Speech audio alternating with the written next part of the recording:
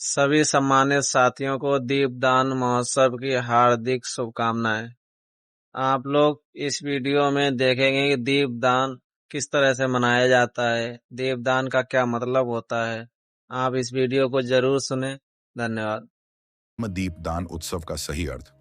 पहला, घर की शुद्धि और सजावट। साथियों, धम्म दीपदान उत्सव की पहली और सबसे महत्वपूर्ण शुरुआत होती है शुद्धि से, यानी साफ सफाई से।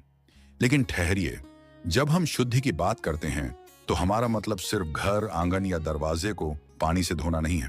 तथागत बुद्ध और बाबा साहेब अम्बेडकर ने हमें बाहरी सफाई से ज्यादा मन और विचारों की सफाई पर जोर देने को कहा। यह पर्व हमें यही याद दिलाता है। इस दिन आप अपने पूरे परिवार के साथ, बच्चों के साथ मिलकर अपने घर को स्वच्छ बनाएं। घर का कोना कोना साफ करें। लेकिन जब आप घर का कूड़ा कचरा बाहर निकाल रहे हों तो अपने मन में यह संकल्प लें कि आज मैं अपने मन के अंदर का कूड़ा भी बाहर निकाल फेंकूंगा। कौन सा कूड़ा? नफरत का कूड़ा, ईर्ष्या का कूड़ा, जात पात के भेदभाव का कूड़ा और अंधविश्वास का कूड़ा। जब हमारा मन इन बुराइयों से साफ हो जाता है तभी हमारा घर सही मायनों में शुद्ध होता है। मन की शांति के बिना घर की सजावट अधूरी है। अब बात करते हैं सजावट की। अपने घर को फूलों, शांति के प्रतीकों और दीपकों से सजाएं। यहां आपको हजारों लाखों रुपए खर्च करके महंगी लड़ियां या लाइटें लगाने की जरूरत नहीं है। सादगी में ही सुंदरता है। आप गेंदे के फूलों की मालाएं बना सकते हैं, अशोक के पत्तों का तोरण बनाकर दरवाजे पर लगा सकते हैं, घर में धम्म चक्र के चित्र या रंगोली बना सकते हैं। यह सजावट किसी को दिखाने के लिए नहीं, बल्कि अपने घर में एक शांत, पवित्र और सकारात्मक माहौल बनाने के लिए है। एक ऐसा माहौल जहां बैठकर आप तथागत बुद्ध और बाबा साहेब के विचारों का अध्ययन कर सकें। याद रखिए, जब मन स्वच्छ और शांत होता है तभी घर में ज्ञान का उजाला होता है और वही असली उत्सव है। दूसरा, महापुरुषों का सम्मान। अब आता है दूसरा और सबसे महत्वपूर्ण कदम, अपने महापुरुषों को सम्मान देना, उनकी विरासत को याद करना। शाम के समय जब सूरज ढलने लगे तब अपने घर के बाहर, आंगन में या छत पर एक साफ सुथरी जगह तैयार करें। वहां एक मेज या चौकी रखें और उस पर अपने महापुरुषों की तस्वीरें सम्मान के साथ स्थापित करें। किन महापुरुषों की? सबसे पहले दुनिया को ज्ञान, करुणा और शांति का मार्ग दिखाने वाले तथागत गौतम बुद्ध। उनके बाद उस धम्म को जन जन तक पहुंचाने वाले भारत के सबसे महान सम्राट, सम्राट अशोक महान। फिर मध्यकाल में ब्राह्मणवाद और पाखंड के खिलाफ आवाज उठाने वाले महान संत, संत रविदास जी महाराज। और आखिर में हमारे मुक्तिदाता, हमारे रहनुमा, आधुनिक भारत के निर्माता, बोधिसत्व बाबा साहेब डॉक्टर भीमराव अंबेडकर। आप चाहें तो माता सावित्रीबाई फुले, संत कबीर या अपने क्षेत्र के अन्य बहुजन महापुरुषों की तस्वीरें भी रख सकते हैं। अब इन तस्वीरों के सामने दीपक जलाएं, फूल अर्पित करें। लेकिन एक बात हमेशा याद रखिएगा, यह कोई पूजा पाठ या कर्मकांड नहीं है। हम उनकी मूर्तियों या तस्वीरों की पूजा नहीं कर रहे हैं। हम उनके सामने हाथ जोड़कर कुछ मांग नहीं रहे हैं। यह सम्मान है, यह कृतज्ञता है, यह उन महापुरुषों के प्रति हमारी श्रद्धा है जिन्होंने हमें जानवरों से बदतर जिंदगी से निकालकर इंसान बनाया। यह दीपदान उनके विचारों के प्रति हमारी प्रतिबद्धता का प्रतीक है। जब आप तथागत बुद्ध के सामने दीपक जलाएं तो याद करें उनके शांति और करुणा के संदेश को। जब आप सम्राट अशोक के सामने दीपक जलाएं तो याद करें उनके धम्म विजय के सिद्धांत को, जिसमें उन्होंने युद्ध को त्याग कर जन कल्याण का रास्ता अपनाया था। और जब आप बाबा साहेब के सामने दीपक जलाएं तो उनके शिक्षित बनो, संगठित रहो, संघर्ष करो के नारे को अपने जीवन में उतारने का संकल्प लें।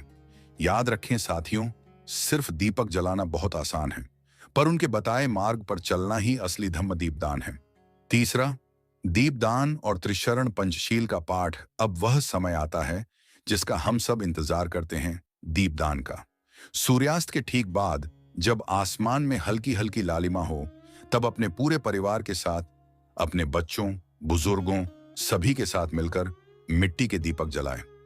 हाँ, मिट्टी के दीपक, प्लास्टिक या किसी और धातु के नहीं। मिट्टी हमें हमारी जड़ों से जोड़ती है।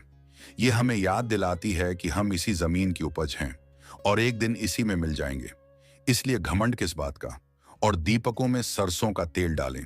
सरसों का तेल हमारी लोक परंपरा, हमारी सादगी और हमारी मेहनत का प्रतीक है। यह हमें फिजूल खर्ची से बचाता है और सादा जीवन जीने की प्रेरणा देता है। जब सारे दीपक जल जाएं, तब पूरा परिवार एक साथ हाथ जोड़कर त्रिशरण और पंचशील का पाठ करे। अगर आपको यह याद नहीं है, तो आप किसी किताब से PRH सकते हैं या इंटरनेट पर देखकर भी दोहरा सकते हैं। बुद्धम शरणम गच्छामि, मैं बुद्ध की शरण में जाता हूं। धम्मम शरणम गच्छामि, मैं धम्म की शरण में जाता हूं। संघम शरणम गच्छामि, मैं संघ की शरण में जाता हूं। त्रिशरण का पाठ करने का मतलब है कि हम बुद्ध यानी ज्ञान, धम्म यानी सत्य और करुणा, और संघ यानी अच्छे लोगों की संगति को अपने जीवन का आधार बनाने का संकल्प लेते हैं। इसके बाद पंचशील का पाठ करें, जो हमें हिंसा न करने, चोरी न करने, झूठ न बोलने जैसे नैतिक जीवन के 5 नियम सिखाता है।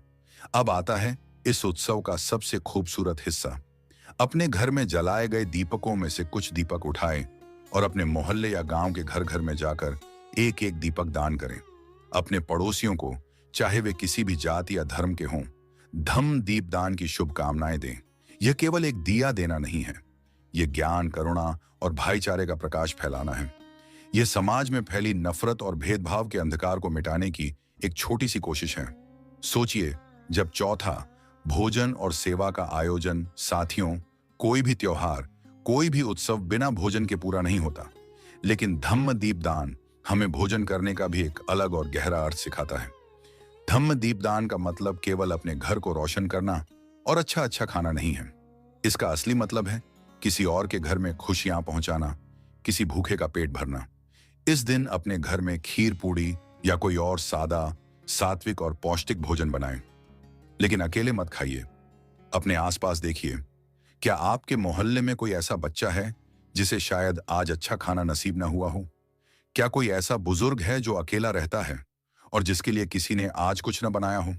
क्या कोई ऐसा असहाय या जरूरतमंद परिवार है जिसके लिए त्योहार मनाना एक सपने जैसा है?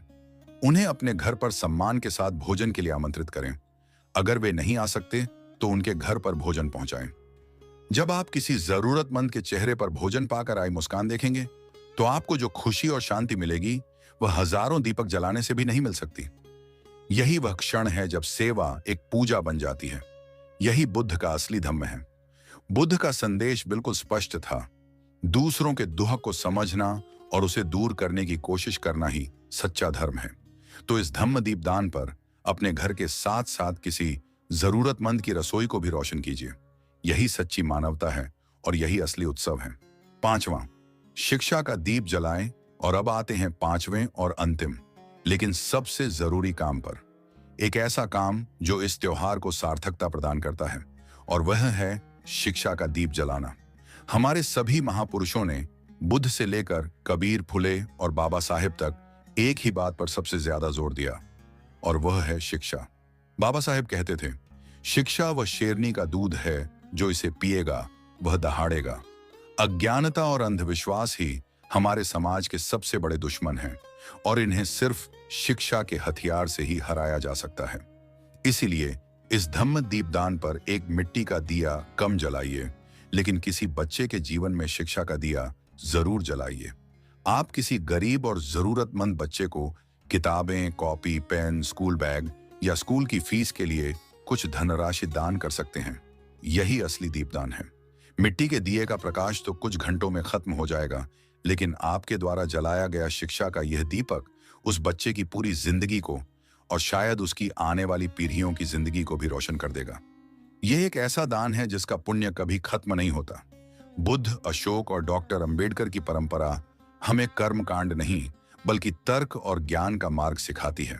वे हमें यही सिखाते हैं, दीप जलाओ पर ज्ञान का। अपने समाज को अशिक्षा के अंधकार से निकालकर ज्ञान के उजाले की ओर ले जाओ। तो साथियों, यह हैं वह 5 बातें जो धम्म दीपदान उत्सव को एक सार्थक और क्रांतिकारी त्योहार बनाती हैं। संक्षेप में दोहराएं तो, घर के साथ साथ मन की सफाई, महापुरुषों के विचारों का सम्मान न कि पूजा, ज्ञान और भाईचारे का प्रकाश फैलाने के लिए दीपदान, जरूरतमंदों की सेवा और भोजन कराना, और सबसे जरूरी, किसी बच्चे के जीवन में शिक्षा का दीप जलाना। धम्म दीपदान उत्सव हमें यही सिखाता है कि असली दीपक वह नहीं जो सिर्फ तेल से जलता है, बल्कि असली दीपक वो है जो करुणा, ज्ञान, तर्क और सेवा से जगमगाता है।